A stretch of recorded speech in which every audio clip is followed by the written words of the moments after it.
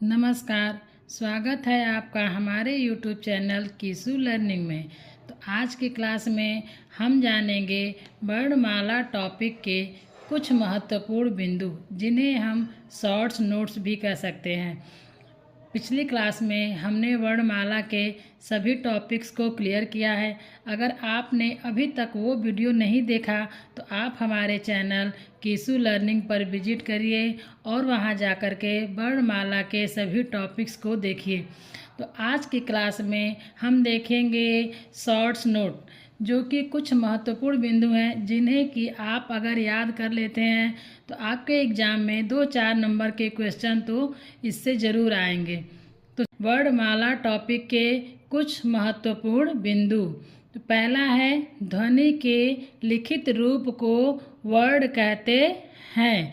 Word किसे कहते हैं? तो ध्वनि के लिखित रूप को वर्ड कहते हैं। इस तरह से आपका ये पूरा टॉपिक फिर से रिवीजन हो जाएगा और आपके एग्ज़ाम की अच्छे से तैयारी हो जाएगी।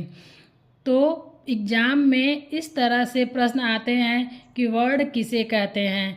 3-4 ऑप्शन दे देगा और उसमें पूछ देगा कि वर्ड किसे कहते हैं। तो आपको ये पता होना चाहिए कि ध्वनि के लिखित रूप को वर्ड कहते हैं। किसे कहते हैं? तो ध्वनि के लिखित रूप को वर्ड कहते हैं। जो हमारे मुख से जो साउंड निकलती है, जो ध्वनि निकलती है, वो मौखिक होता है, और जब हमने उसको लिखित रूप दे दिया तो उसे कहा गया वर्ड, यानी अक्षर। दूसरा है, वर्ड वह छोटी से छोटी ध्वनि है जिसके टुकड़े नहीं किए जा सकते हैं। वर्ड के क्या होते हैं? वर्ड के टुकड़े नहीं किए जा सकते हैं। वह भाषा की सबसे छोटी से छोटी ध्वनि होती है जिसके कि टुकड़े नहीं किए जा सकते हैं। तीसरा प्रश्न है, वर्डों का प्रयोग ध्वनि चिन्हों एवं लिपि चिन्हों दोनों रूपों में होता है। वर्डों का प्रयोग किस रूपों में होता है? तो ध्वनि चिन्हों एवं ध्वनि लिपि या ध्वनि चिन्हों या लिपि चिन्हों दोनों रूपों में होता है। तो अगर कभी एग्जाम में प्रश्न आ गया कि ध्वनि चिन्ह किसे कहते हैं, तो वर्ड को कहते हैं, या फिर लिपि चिन्ह किसे कहते हैं, तो वर्ड को कहते हैं। तो इस बात को आप हमेशा याद रखिएगा कि वर्डों का प्रयोग ध्वनि चिन्हों एवं ध्वनि लिपि या फिर लिपि चिन्ह दोनों रूपों में होता है। वर्डों के व्यवस्थित समूह को वर्णमाला कहते हैं। अब देखिए, वर्णमाला किसे कहते हैं? तो वर्डों के व्यवस्थित समूह को वर्णमाला कहते हैं। तो कई बार एग्जाम में ये सबसे पहला प्रश्न बनता है वर्णमाला का कि वर्णमाला किसे कहते हैं? तो वर्डों के व्यवस्थित समूह को वर्णमाला कहते हैं। अच्छा, वर्णमाला में कितने वर्ण होते हैं? तो 52। यानी ये भी प्रश्न आता है कि वर्णमाला में कुल कितने वर्ण होते हैं? तो कितने होते हैं? 52, 52।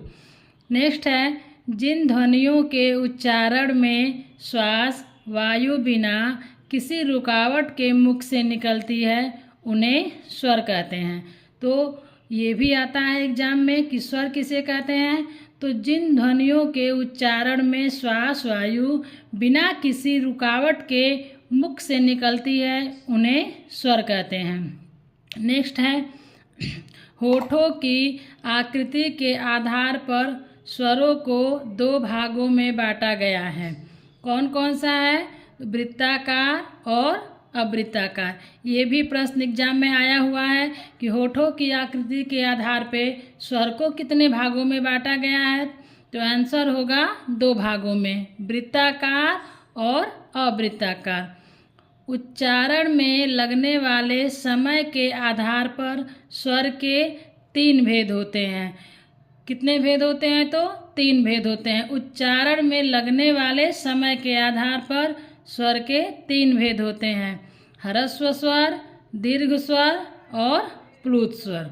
अच्छा, ह्रस्व स्वर में कौन कौन से स्वर आते हैं?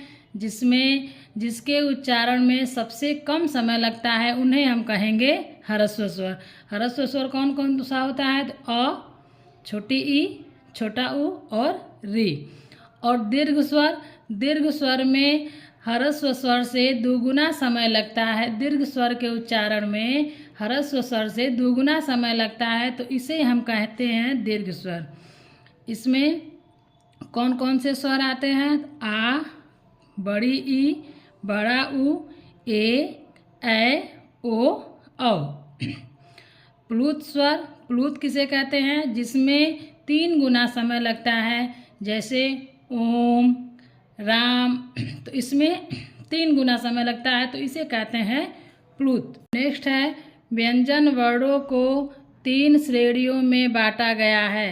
कौन कौन सी श्रेणी है? स्पर्श, अंतस्थ और ऊष्म। व्यंजन वर्णों को 3 श्रेणियों में बांटा गया है। कौन कौन सा है? तो स्पर्श व्यंजन, अंतस्थ व्यंजन और ऊष्म व्यंजन। स्पर्श व्यंजन में 25 वर्ण होते हैं, अंतस्थ व्यंजन में 4 वर्ण होते हैं और ऊष्म में भी 4 वर्ण होते हैं। तो एग्जाम में इस तरह से भी प्रश्न आता है कि स्पर्श व्यंजन में कितने वर्ण होते हैं? तो 25। क से लेकर के म तक के सभी व्यंजन स्पर्श व्यंजन में आते हैं। अंतस्थ में कितने व्यंजन होते हैं? तो 4, य, र, ल, व। और ऊष्म में कितने व्यंजन होते हैं? तो 4, तालव्य स, मूर्धन्य स, दंत्य स और ह।